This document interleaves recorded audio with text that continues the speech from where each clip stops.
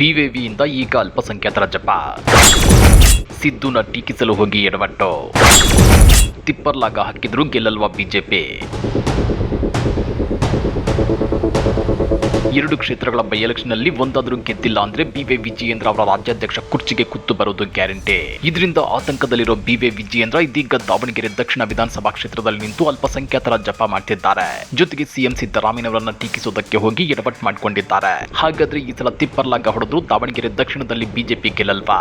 ಅಷ್ಟಕ್ಕೂ ಏನಿತ್ತು ಇನ್ಸೈಡ್ ಕಹಾನಿ ಅಂದ್ರ ಅದನ್ನ ಡೀಟೇಲ್ ಆಗಿ ತೋರಿಸ್ತೀವಿ. ಆದ್ರೆ ಅದಕ್ಕಿಂತ ಮೊದಲು ಹಲೋ ಕನ್ನಡ ಯೂಟ್ಯೂಬ್ ಚಾನಲ್ ಅನ್ನ ಸಬ್ಸ್ಕ್ರೈಬ್ ಮಾಡ್ಕೊಳ್ಳಿ. ಹಾಗೇನೆ ಪಕ್ಕದಲ್ಲಿರೋ ಬೆಲ್ ಬಟನ್ ಅನ್ನು ಪ್ರೆಸ್ ಮಾಡಿ.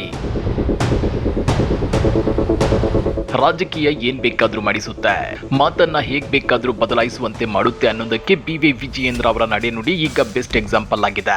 ಕಳೆದ ಸಲ ನಡೆದ 3 ಕ್ಷೇತ್ರಗಳ ಬೈ ಎಲೆಕ್ಷನ್ ನಲ್ಲಿ ಬಿಜೆಪಿ 1 ಸೀಟು ಗೆದ್ದಿಲ್ಲ.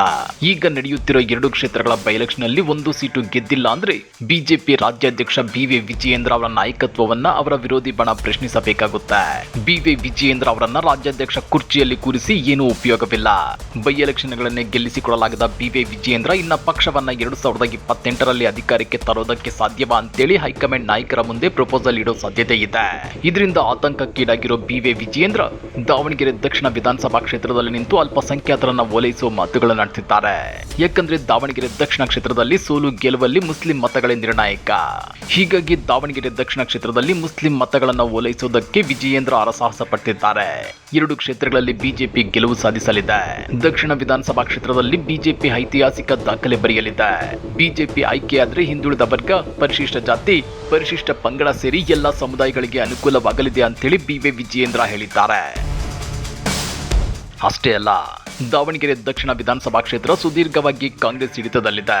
ಮತದಾರರು ಕಾಂಗ್ರೆಸ್ಗೆ ನಿರಂತರವಾಗಿ ಆಶೀರ್ವಾದ ಮಾಡಿದ್ರು ಕ್ಷೇತ್ರವನ್ನ ಅಭಿವೃದ್ಧಿಪಡಿಸಿಲ್ಲ. ಈ ಬಗ್ಗೆ ಮತದಾರರಲ್ಲಿ ಬೇಸರವಿದೆ.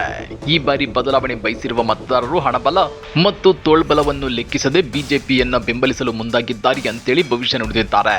ಇದೆಲ್ಲದರ ಮಧ್ಯೆ ಕೆಲ ಮಾಧ್ಯಮಗಳು ಈ ಸಲ ದಾವಣಗೆರೆ ದಕ್ಷಿಣದಲ್ಲಿ ಮುಸ್ಲಿಮರಿಗೆ ಟಿಕೆಟ್ ಸಿಕ್ಕಿಲ್ಲ ಅಂತೇಳಿ ಅಲ್ಲಿನ ಮುಸ್ಲಿಮರು ಕಾಂಗ್ರೆಸ್ ವಿರುದ್ಧ ತಿರುಗಿ ಬಿದ್ದಿದ್ದಾರೆ. ಈ ಸಲ ಬಿಜೆಪಿ ಅಭ್ಯರ್ಥಿಯನ್ನ ಮುಸ್ಲಿಮರು ಗೆಲ್ಲಿಸಿ ಕಾಂಗ್ರೆಸ್ಗೆ ತಕ್ಕ ಪಾಠ ಕಲಿಸುತ್ತಾರೆ ಅಂತೆಲ್ಲ ವರದಿ ಮಾಡಿದ್ವು.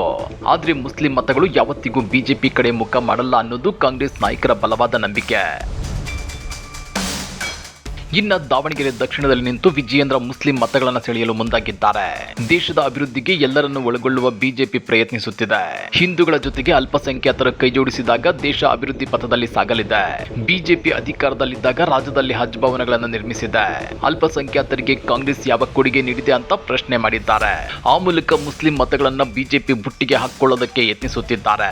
ಇನ್ನ ಇದೇ ವೇಳೆ ಸಿಎಂ ಸಿದ್ದರಾಮಯ್ಯನವರ ಬಗ್ಗೆ ಟೀಕಿಸಿರೋ ವಿಜಯೇಂದ್ರ ದೇವರಾಜು ಅರಸು ದಾಖಲೆ ಮುರಿದಿರುವುದಾಗಿ ಮುಖ್ಯಮಂತ್ರಿ ಸಿದ್ದರಾಮಯ್ಯ ಬೀಗುತ್ತಿದ್ದಾರೆ. 17 ಬಜೆಟ್ ಮಂಡನೆ ಮಾಡಿ ದಾಖಲೆ ನಿರ್ಮಿಸಿರುವ ಹೆಮ್ಮೆಯಲ್ಲಿದ್ದಾರೆ. ಸಿದ್ದರಾಮಯ್ಯ ಅವರ ಇಂತಹ ದಾಖಲೆಗಳಿಂದ ರಾಜ್ಯದ ಜನರಿಗೆ, ದಕ್ಷಿಣ ವಿಧಾನಸಭಾ ಕ್ಷೇತ್ರದ ಮತದಾರರಿಗೆ ಪ್ರಯೋಜನವಾಗಿಲ್ಲ. ಇಂತಹ ಬಜೆಟ್ಗಳಿಂದ ರಾಜ್ಯ ಅಭಿವೃದ್ಧಿಯನ್ನು ಕಂಡಿಲ್ಲ ಅಂತ ಟೀಕಿಸಿದ್ದಾರೆ. ಅಷ್ಟೇ ಅಲ್ಲ, ಪಂಚರಾಜ್ಯಗಳ ಚುನಾವಣೆ ನಂತರ ಮುಖ್ಯಮಂತ್ರಿ ಸಿದ್ದರಾಮಯ್ಯನವರಿಗೆ ಹೈಕಮಾಂಡ್ ಹೇಳುವಂತೆ ಕೇಳುವ ಪರಿಸ್ಥಿತಿ ಬಂದಿದೆ ಅಂತೇಳಿ ಕುಟುಕಿದ್ದಾರೆ. ಹಾಗಾದ್ರೆ ಬಿವೈ ವಿಜಯೇಂದ್ರ ಬಿಜೆಪಿ ಹೈಕಮಾಂಡ್ ಹೇಳಿದಂತೆ ಕೇಳೋದೇ ಇಲ್ವಾ? ಇವರು ಬಿಜೆಪಿ ಹೈಕಮಾಂಡ್ ಅನ್ನ ಎದುರು ಹಾಕಿಕೊಂಡು ಬಿಜೆಪಿ ರಾಜ್ಯಾಧ್ಯಕ್ಷ ಕುರ್ಚಿಯಲ್ಲಿ ಕೂರೋದಕ್ಕೆ ಸಾಧ್ಯವಿದೆಯಾ? ಇವರ ತಂದೆ ಸಿಎಂ ಆಗಿದ್ದಾಗ ಸಂಪುಟ ಪುನರ್ರಚನೆ, ನೆರೆ ಪರಿಹಾರ ಸೇರಿದಂತೆ ಹಲವು ವಿಷಯಗಳಿಗಾಗಿ ಬಿಜೆಪಿ ಹೈಕಮಾಂಡ್ ಮುಂದೆ ಅಂಗಲಾಚಿದ್ದನ್ನ ಬಿವೈ ವಿಜಯೇಂದ್ರ ಮರೆತು ಬಿಟ್ರ? ವಿಜಯೇಂದ್ರ ಅವರ ನಡೆಯನ್ನ ಗಮನಿಸಿದ್ರೆ ಇವರು ಅದೆಷ್ಟು ನಯ ನಾಜೂಕಾಗಿ ಜನರನ್ನ ಮರಳು ಮಾಡಲು ಯತ್ನಿಸುತ್ತಿದ್ದಾರೆ ಅನ್ನೋದು ಇಲ್ಲಿ ಸ್ಪಷ್ಟವಾಗಿ ಎದ್ದು ಕಾಣ್ತಿದೆ. ಹಾಗಾದ್ರೆ ಈ ಸಲದ ಬೈ ಎಲೆಕ್ಷನ್ ನಲ್ಲಿ ಬಿಜೆಪಿ 0 ಸುತ್ತಿದ್ರೆ ವಿಜಯೇಂದ್ರ ಬಿಜೆಪಿ ರಾಜ್ಯಾಧ್ಯಕ್ಷ ಕುರ್ಚಿಯಿಂದ ಕೆಳಗಿಳಿಯುತ್ತಾರಾ? ಇದು ವಿಜಯೇಂದ್ರ ಅವರಿಗೆ ಲಾಸ್ಟ್ ಚಾನ್ಸಾ? ಬಿವೈ ವಿಜಯೇಂದ್ರ ಅವರು ಈಗ ಅಲ್ಪಸಂಖ್ಯಾತರ ಓಲೈಕೆಗೆ ಮುಂದಾಗಿರೋದ್ರ ಬಗ್ಗೆ ನೀವೇನಂತೀರಾ? ಕಮೆಂಟ್ ಮಾಡಿ, ವಿಡಿಯೋ ಲೈಕ್ ಮಾಡಿ, ಶೇರ್ ಮಾಡಿ. ಇಂಥ ಮತ್ತಷ್ಟು ರೋಚಕ ರಾಜಕೀಯ ಸುದ್ದಿಗಳನ್ನ ಮಿಸ್ ಮಾಡದೆ ನೋಡಬೇಕು ಅಂದ್ರೆ ಹಲೋ ಕನ್ನಡ ಯೂಟ್ಯೂಬ್ ಚಾನಲ್ ಅನ್ನ ಸಬ್ಸ್ಕ್ರೈಬ್ ಮಾಡ್ಕೊಳ್ಳಿ.